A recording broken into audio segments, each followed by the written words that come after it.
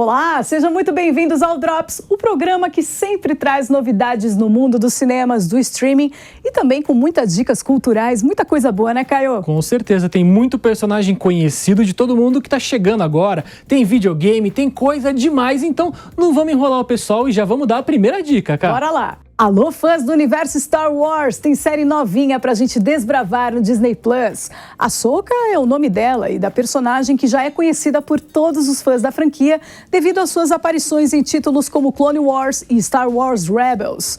Na trama, a Ahsoka, que é vivida pela atriz Rosário Dawson, está exilada pelo universo e pressente aí uma nova ameaça ligada ao antigo Império Galáctico. A série é produzida por Dave Filoni e Jon Favreau e, além de Dawson, o elenco conta também com Lars Mikkelsen, Hayden Christensen, vulgo Darth Vader, Natasha Liu Bordizzo e Mary Elizabeth Winstead.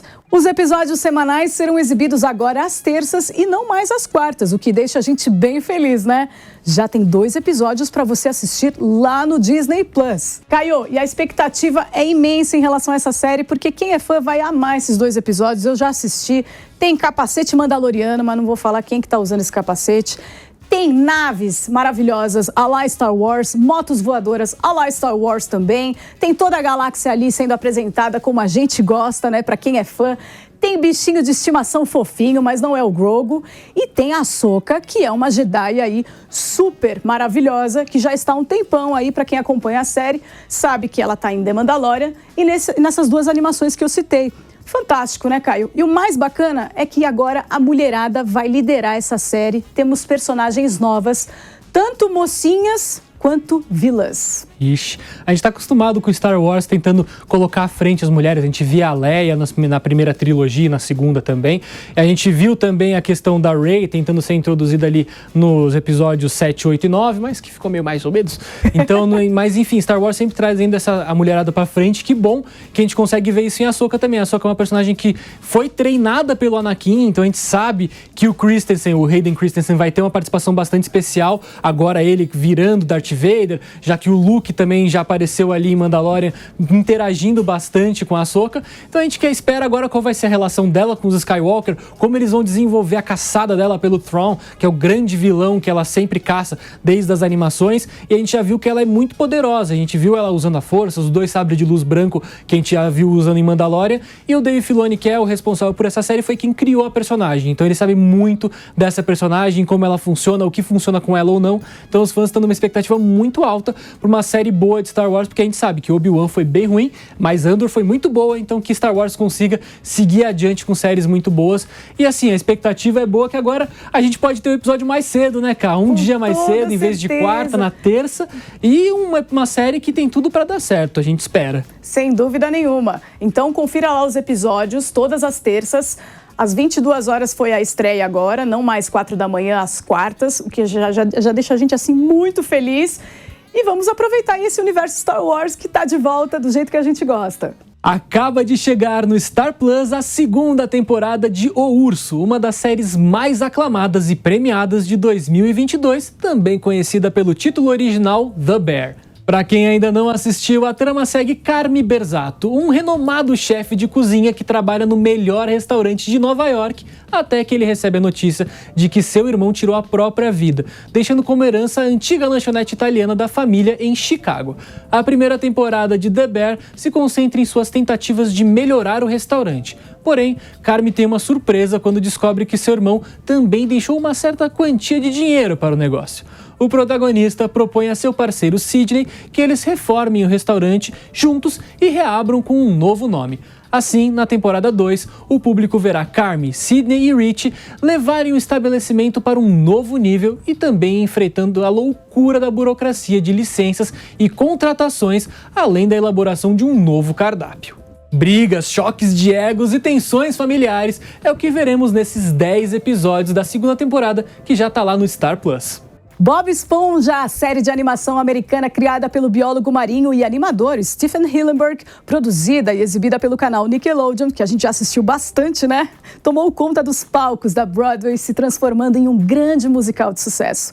E agora, finalmente, chegou a hora do Brasil se encontrar com todos esses personagens em Bob Esponja, o musical, que está em cartaz no Teatro Sérgio Cardoso, em São Paulo. E o nosso repórter, Guilherme Barbosa, foi dar um mergulho, literalmente, nessa nova produção. Vamos dar uma espiada? Vocês estão prontas, crianças? Estamos, capitão! Oi, Fun Lovers, tudo bem com vocês? Eu sou o Gui Barbosa e hoje eu tô aqui no Teatro Sérgio Cardoso, ou melhor, na Fenda do Biquíni. Após curta temporada de muito sucesso no Rio de Janeiro, o espetáculo da Broadway, Bob Esponja, o musical, chega em São Paulo. E nós conversamos com os atores que dão vida aos amados personagens das telinhas. Gente, pra mim, fazer o Bob Esponja, né, vivenciar esse personagem é de um imenso prazer e ao mesmo tempo é um desafio, né, porque é um personagem que tá há mais de 20 anos na TV brasileira, é o desenho mais antigo da Nickelodeon, que ainda continua, né, no ar. Então, os fãs já esperam alguma coisa da gente, apesar de ninguém nunca ter visto esses personagens em persona, né, em forma de ser humano, digamos assim. Mas tá sendo um presente, é um espetáculo muito bonito.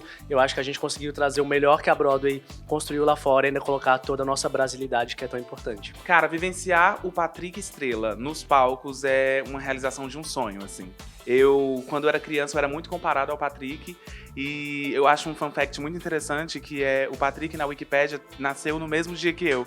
Quer dizer, eu nasci no mesmo dia que ele. Então é muito legal estar vivenciando o Patrick, trazendo vida em forma humana para um desenho que é muito emblemático para várias gerações, né? Então, tipo, para mim tá sendo uma realização de um sonho mesmo, de verdade.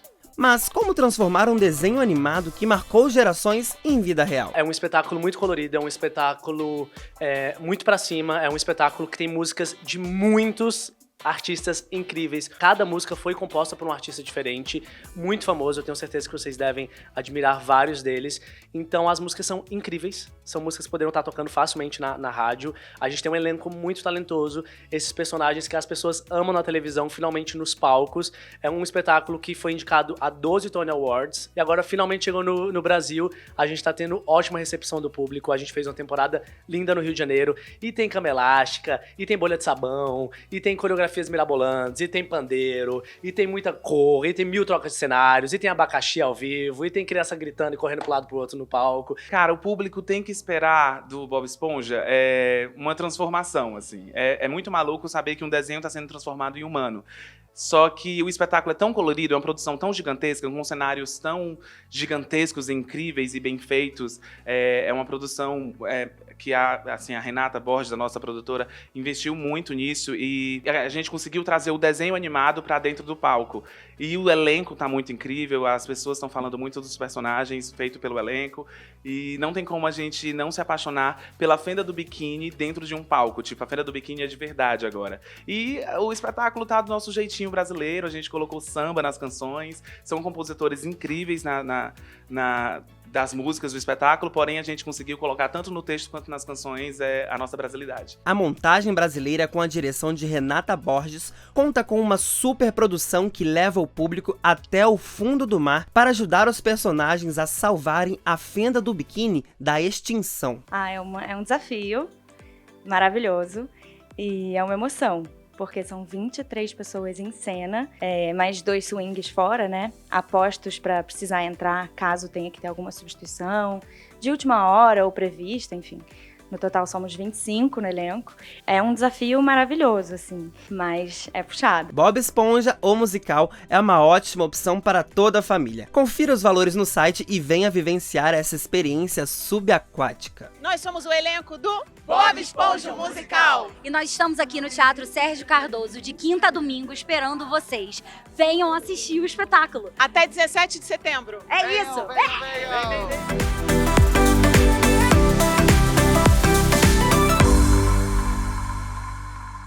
Grandes estúdios de cinema têm apostado em adaptações de jogos de videogame nos últimos anos. E agora chega às telonas o filme Gran Turismo, de jogador a corredor, que traz a história real de um gamer que virou piloto de verdade. Na trama, conhecemos o jovem Ian Mardenborough, que desde sua adolescência era apaixonado pelo game Gran Turismo. Acostumado a jogar no console, suas habilidades cresceram de tal forma que o levaram a viver uma fantasia improvável. Ele foi convidado pela Nissan para participar de uma série de competições que buscavam tornar jogadores em verdadeiros pilotos de corrida profissionais. Se destacando cada vez mais e nunca parando de correr atrás dos seus sonhos, o jovem desafia o impossível, encontrando a motivação necessária em um grupo que também acredita no seu potencial. Eu já assisti esse filme e posso falar que parecem 2 filmes condensados em um só, porque a primeira metade do filme é muito sobre o Ian se conhecendo e jogando os videogames, mostrando a habilidade dele no console, como ele ama aquele jogo não é um jogo, é uma simulação, é um simulador de corrida, e como ele tá ali envolvido nisso, além de a gente conhecer o passado dele, da família, a relação que ele tem com a família, o pai que é um ex-jogador de futebol e não quer que ele fique jogando videogame o tempo inteiro, e aí a partir do momento em que ele entra na academia da Nissan, se torna um piloto e vai crescendo e conseguindo as vagas para uma equipe principal e correndo, entra um filme de corrida como a gente conhece, como Ford vs Ferrari, alguns filmes que a gente já viu recentemente, que aborda até Le Mans, que é a prova mais famosa do mundo, suas 24 horas de Le Mans. Ele compete nessa prova e é muito interessante os altos e baixos, os preconceitos que existem dos pilotos tradicionais com esses pilotos de simulação que estão chegando, aquele preconceito inicial de você não saber se o cara vai ser um piloto de verdade ou se ele só jogava videogame bem. Então é bem interessante. Os personagens são um pouco caricatos em alguns momentos, mas a trama funciona bem, até no final ele consegue te emocionar, te engatar ali. O diretor é muito bom, é um diretor muito famoso, ele fez Chap, ele fez Distrito 9, ele fez o Elysium com Wagner Moura, então é o Neil Blomkamp, que é um sul-africano, então ele tem um estilo muito próprio, mas eu acho que é pouco inspirado. As cenas de ação são filmadas basicamente por drones o tempo inteiro, faltam algumas coisas que a gente sabe que é clichê de filme de corrida, mas que normalmente funcionam, esse clichê normalmente são bons nesse sentido, para o filme poder ter aquela coisa que a gente gosta tanto. O ator principal a gente não é tão conhecido, mas o técnico dele é o nosso querido Dave Harbour, que é o Hopper de Stranger Things, então ele também está se divertindo muito na produção. Para quem gosta de carro, gosta de filme de corrida, é um convite maravilhoso para a gente poder sonhar junto com esse jovem e entender que o sonho pode virar realidade. Mas se você não gosta tanto assim e quer talvez um filme baseado em história real e motivacional, pode ser para você também, senão vale a pena esperar chegar no streaming. Quem gosta de um suspense misturado com religião, conspirações, vai querer ver o filme aí Muti, Crime e Poder, que acaba de entrar em cartaz dos cinemas. A trama segue o detetive Boyd, que, incapaz de lidar com a morte de sua filha, embarca aí em uma caça a um serial killer que mata pessoas de acordo com um ritual tribal chamado Muti. A única pessoa aí que pode ajudar Boyd é o professor Mackles, um antropólogo que esconde um segredo intrigante.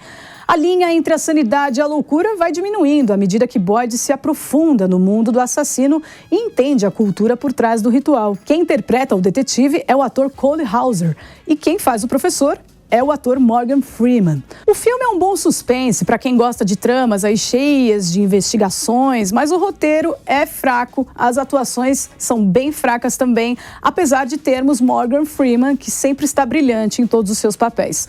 O problema maior desse filme é o final, que deu uma boa decepcionada, não dando muito sentido a tudo que foi mostrado aí no longa. Eu e o Caio, a gente assistiu, né, Caio? Assim, a gente estava gostando, mas aí chegou uns momentos ali que não estava muito legal e aí a gente acabou realmente ficando decepcionado com essa produção que tem Morgan Freeman, né? Uma pessoa que aceitou esse roteiro e, sei lá, a execução não foi muito boa, né? Pois é, o filme, ele tem um pouco de preconceito, eu achei, com religiões de matriz africana. Ele reforça estereótipos que a gente já tá cansado de ver, e no cinema americano principalmente. E ele é bastante visceral, assim, ele é bastante visual. Ele gosta de mostrar sangue e coisas do tipo. Então, se você tem um estômago fraco, é bom nem tentar ir ao cinema. Mas se você gosta desse tipo de filme de investigação, de tentar entender um pouco mais, ele é interessante, ele tem seus momentos, tem algumas coisas que realmente não fazem tanto sentido, você tá acompanhando a investigação e de repente tem uma quebra muito forte, tem algumas coisas que entram completamente à toa na história, e o final, como a Camila disse, é realmente interessante, seria interessante se não fosse muito bizarro. Então é aquela coisa que é um filme que tem potencial, mas ele usa muito as cartas erradas em momentos errados e acaba ficando um filme bastante clichê e bem mal feitinho no final, viu? Chegou nos cinemas mais um filme do vampiro mais famoso do mundo. Estamos falando de Drácula, a última viagem de Deméter, que narra a história do Rei das Trevas que está a bordo de um navio de carga privada chamado Deméter, tendo como destino a cidade de Londres. A viagem se passa em 1897 e a tripulação vive acontecimentos aterrorizantes. Além da preocupação em sobreviver à longa viagem, Drácula, um dos vampiros mais antigos e temidos de todos os tempos, espreita as pessoas todas as noites, matando todos os membros durante sua viagem, para suprir aí o quê? A sede por sangue, né? Que a gente já conhece, que ele tem bastante. O longa é baseado no capítulo Diário do Capitão, da obra Drácula, de Bram Stoker.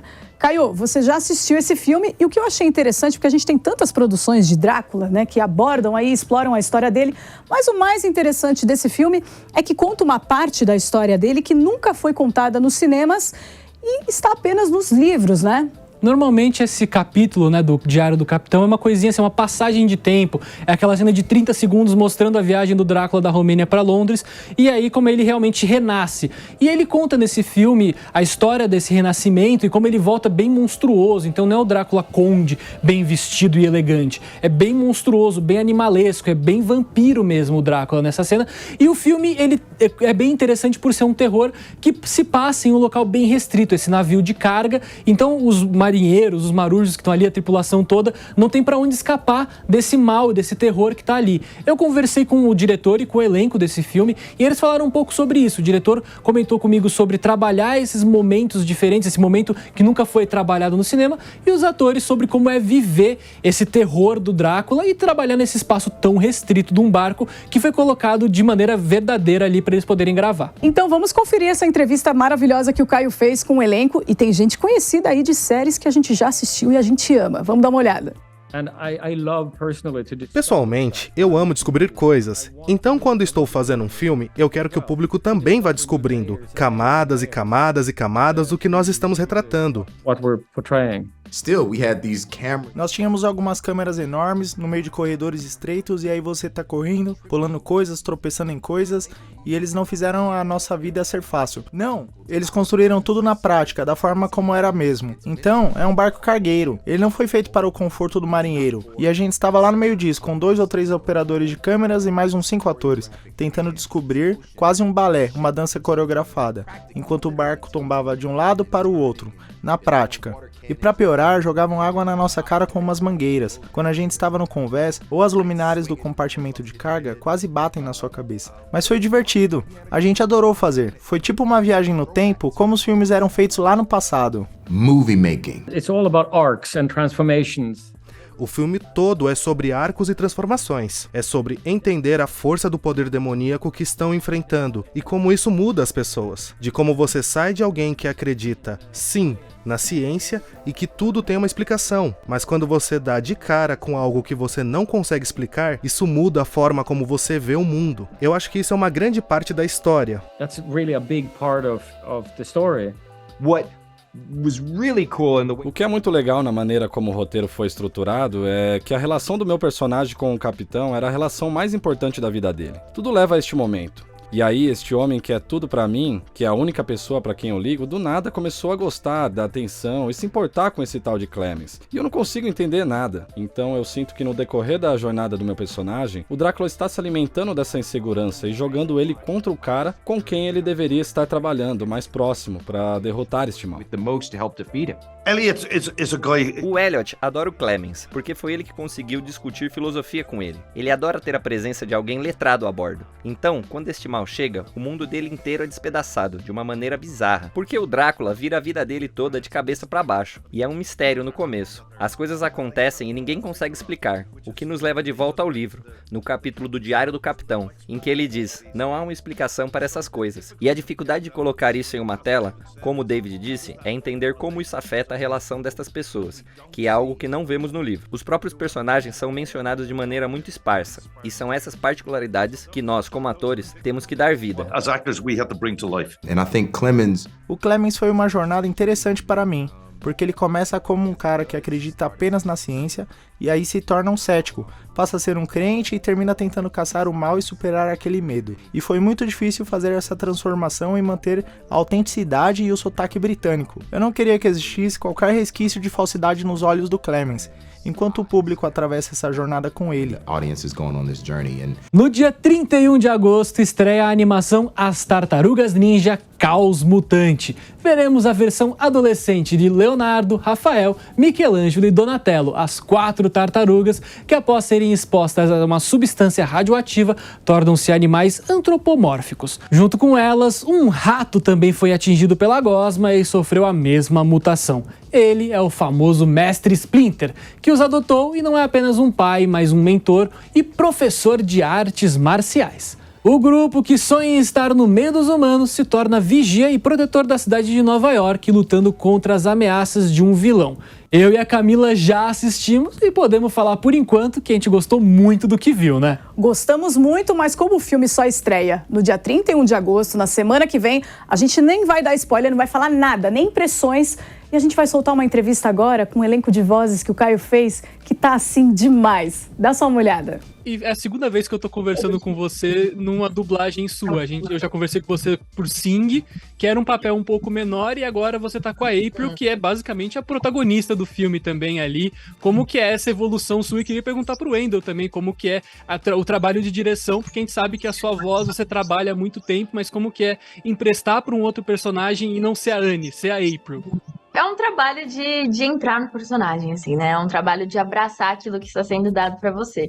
E a dublagem te dá um desafio muito legal, que é uma coisa que você recebe ali. Você nunca tem um aviso muito prévio, assim, de tipo, é isso, é aquilo. Você tem um briefingzinho, assim, mas você não faz ideia de verdade. Então é um trabalho de chegar ao estúdio aberto e entender o que está sendo dado para você. Na verdade, a April foi bem uma junção, assim, do que era a April e do que eu sou. E outros personagens, eu fui 100% personagem. Então, é isso, eu chegar muito aberto, assim, no estúdio para ver o que é entregue para mim. E para mim foi incrível, né? Porque, primeiro, é uma franquia que eu gosto muito. Segundo, que eu sou fã da Annie, o meu filho é louco por ela, então foi muito legal. E quando a gente vai começar um trabalho assim com alguém pela primeira vez, é preciso muito você entender qual é a vibe, qual vai ser a linha, como é que a gente vai trabalhar, e foi muito fácil, né? Porque a Annie ela tem tudo o que é preciso, né? Tem boa dicção, tem boa percepção, é focada, é super profissional, inteligente, enfim, foi muito gostoso. Pra mim, acho que foi fácil. Pra mim foi fácil. Sim, foi bem gostoso, e acho que a gente chegou num resultado que todo mundo saiu feliz ali. Ponto final no nosso Drops desse sábado. Tem dica para todos os gostos, né, Caio? Tem dica para quem gosta de automobilismo, videogame, para quem gosta de serial killer. Tudo, né, Caio? Universo intergaláctico, tem tudo pra quem quer ficar em casa ou quer sair, curtir o dia no cinema ou fora de casa. Tem sua dicasinha aí no Drops, aproveita, anota tudo pra não perder nada essa semana inteira. E agora só semana que vem, né, Cá? Semana que vem tem muito mais pra vocês, tem entrevistas muito bacanas que o Caio fez com elencos hollywoodianos, né, Caio? Não vou falar nada. Não vamos dar spoiler. Um beijo enorme pra vocês, obrigada pela audiência e pelo carinho, até mais. Tchau, tchau.